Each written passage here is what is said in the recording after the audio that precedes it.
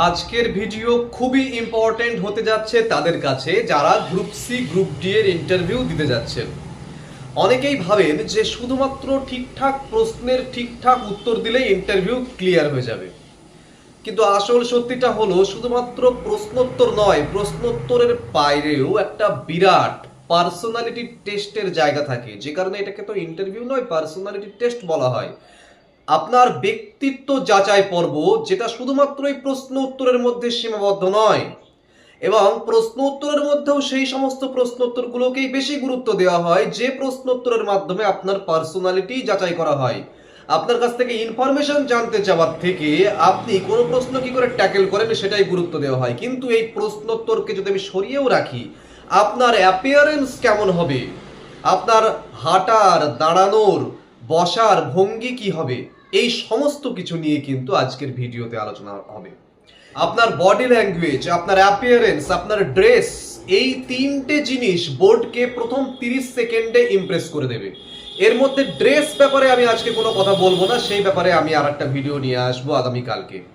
কিন্তু এখন কি আলোচনা হবে অ্যাপিয়ারেন্স নিয়ে। আজকে আমি আপনাদের বলবো আপনার কিভাবে বসা উচিত, কিভাবে কথা বলা উচিত, আপনাদের কি কি ভুল একেবারেই করা উচিত নয়। ভিডিওটি শেষ পর্যন্ত দেখতে হবে। চ্যানেলে নতুন হলে চ্যানেলটি সাবস্ক্রাইব করে দিন।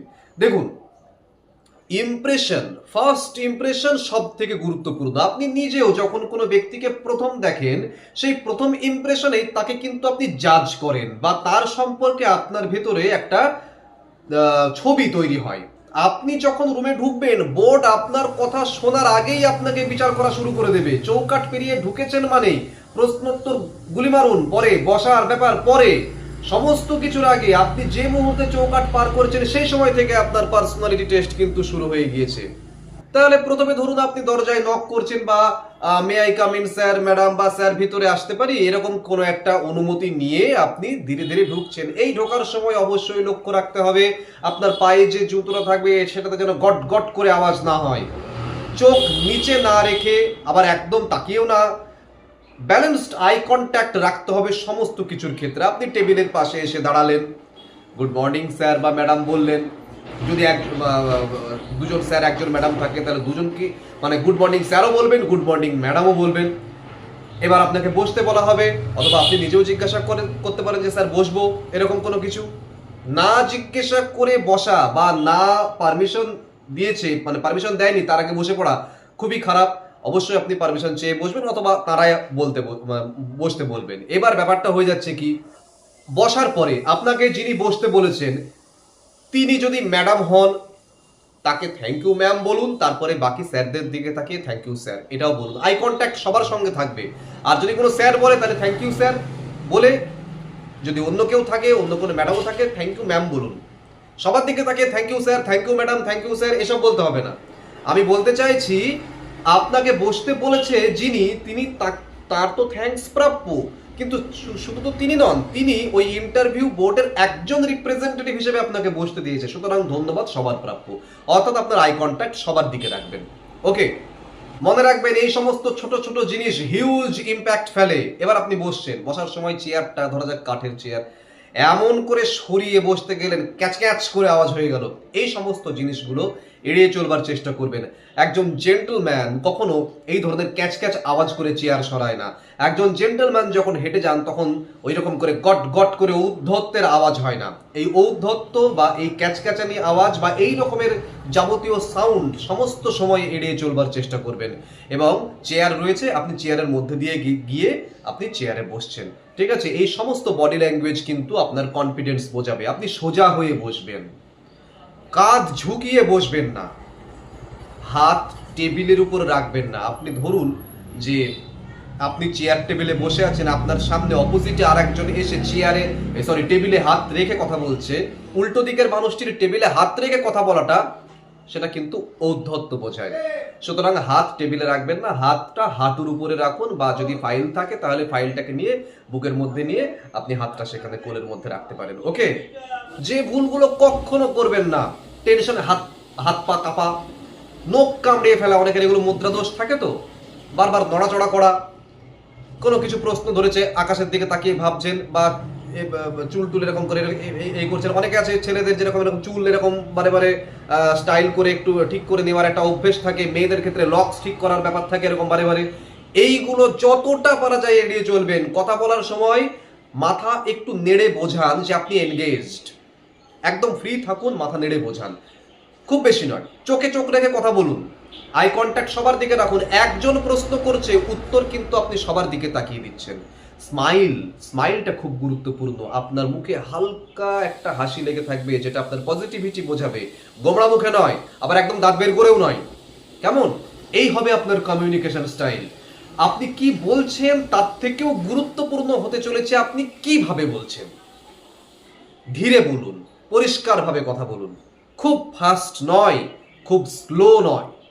প্রত্যেকটি উত্তরের শুরুতে স্যার, ম্যাডাম বলে সম্বোধন করে শুরু করুন।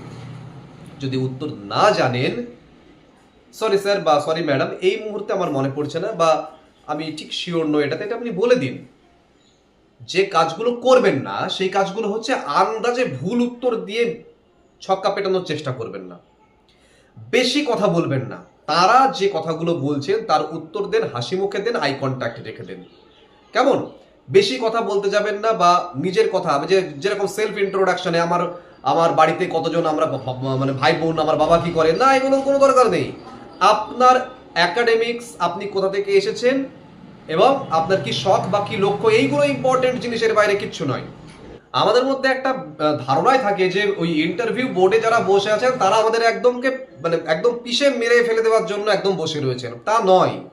ম্যাক্সিমাম ক্ষেত্রে তারা কিন্তু কোঅপারেট করেন, এবং অনেক ক্ষেত্রে এরকমও হয় যে তারা আপনাকে কনফিউজড করবারও চেষ্টা করবেন। আপনি কনফিউজড হবেন কেন? আপনি কনফিউজড হবেন না, দ্যাটস ইওর পার্সোনালিটি, এবং সেই পার্সোনালিটিরই টেস্ট হচ্ছে তো, তাই না?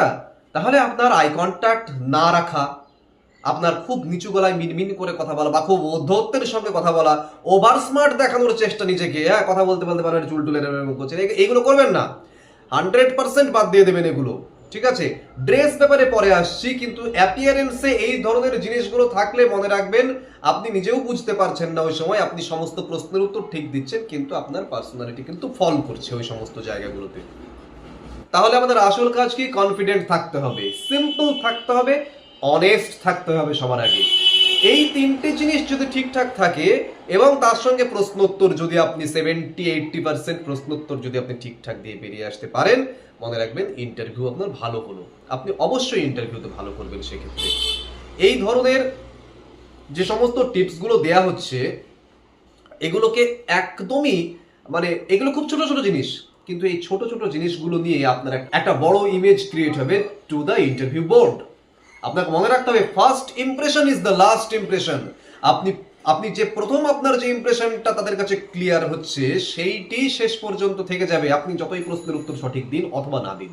Knowledge plus behaviour is equal to interview success. অর্থাৎ আপনার নলেজ তো লাগবেই, কিন্তু তার সঙ্গে বিহেভিয়ার যদি ঠিকঠাক না হয়, আচরণ যদি ঠিকঠাক না হয়, আপনার অ্যাপিয়ারেন্স যদি ঠিকঠাক না হয়, আপনার ইন্টারভিউ কোনোদিন ভালো হবে না। যে যে জিনিসগুলো বললাম সেই জিনিসগুলো বারবার প্র্যাকটিস করুন। বাড়িতে যখন প্র্যাকটিস করছেন তখন আপনি বারবার আয়নার সামনে প্র্যাকটিস করুন। তারপরে আপনি যদি মনে করেন যে ভিডিও করে নিজে দেখবেন, তাহলেই বুঝতে পারবেন যে আপনাদের কোথায় গাফিলতি হচ্ছে। এই গাফিলতিগুলো কিন্তু করা যাবে না, ওকে? এই সমস্ত জিনিসগুলো আমার চ্যানেলে কিন্তু রেগুলার আসছে, গ্রুপ সি গ্রুপ ডি এর সমস্ত কিছু নিয়ে, এবং প্রচুর প্রশ্নোত্তর রোজ তৈরি করে দেওয়া হচ্ছে।